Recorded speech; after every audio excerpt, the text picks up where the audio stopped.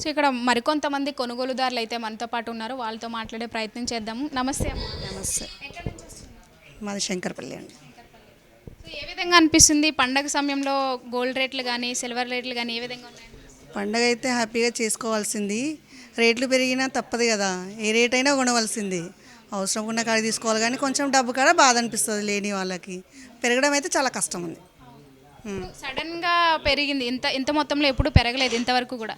So ఎలా అంటే customers ఎట్లా ఫీల్ అవుతారు అంటారు ఇంత సడన్గా పెరగడం వల్ల? బాధగానే ఫీల్ అవుతాం, ఏం చేస్తాం, బాధపడతాం. తక్కువ ఉన్నది ఇంత రేట్ వస్తున్నాం, తప్పదు కదా, కొనాలి కదా. పండగ చేసుకోవాలంటే కొనాలి కదా, ఏ రేట్ అయినా కొనాలి. మనకు అవసరం ఉన్న కాడికి కొనుక్కుంటాం కదా, వస్తున్నాం, కష్టమైనా కొంటున్నాం. ఎవ్రీ ఇయర్ చేసుకుంటాం. మేము దివాళీ చేసుకుంటాం, ఇంట్లో లక్ష్మీ పూజలు బాగా గ్రాండ్గా చేసుకుంటాం. ఏదైనా ఒక వెండి వస్తువు కొంటాం అట్లా. అందరం ఆనందంగా చేసుకుంటామండి ఇంట్లో ఉన్న వాళ్ళం. వెండి కానీ బంగారం కానీ ఏదైనా కొంటాం. మంచి పండగ కదా, లక్ష్మీ పూజలు కనుక లక్ష్మీ గురించి ఇంపార్టెంట్ ఎక్కువ ఇస్తాం. పెరిగినా కొంటాం, బాధ అయినా కొనుక్కుంటాం, అంతే. కాస్ట్ ఎంత ఉన్నా కానీ ఆ రోజు వచ్చి కొనాలి పెట్టాలి, అందుకే ఇంకా కొంచెం ముందు కొనుక్కుంటున్నాం. ఇంకా 2 days ముందు కొనుక్కుంటాం. ఇక అదేం చెప్పలేము, పెరుగుతుంది అంతే.